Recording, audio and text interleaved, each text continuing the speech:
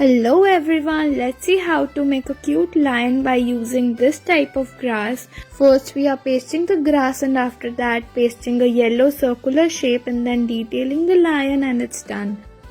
Next we are making a cute frog. For that you need to make a spring with green color stripes like this and then pasting the frog face and it's done.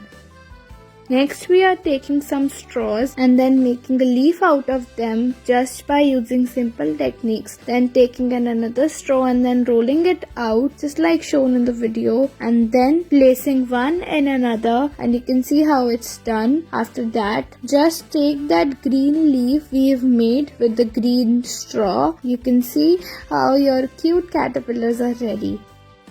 Next we are taking a green sheet following the measurements given. After that cutting it out just like showed and pasting it and then take some yellow sheet and then make a cute shape of a caterpillar and it is ready.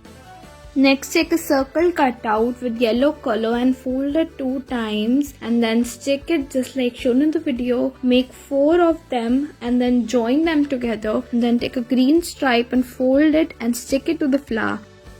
Next we are making a cute bear. For that you need to make the bear with paper cutouts just like shown in the video and then just stick the 3 straws together and place it in the glass and place the bear and it is ready.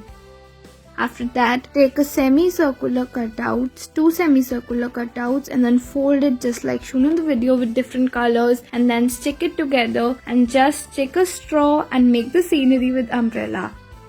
Next we are taking a thermocol glass and then cutting it out just shown in the video. After that just following this easy steps you can see how you make a cute flower petals by using simple thermocol glass. Next we move ahead. Here we are taking a glass and then cutting it out as shown in the video and make the petals out of it so that it looks like a cute and beautiful flowers. And after that give details in the middle and your flower is ready.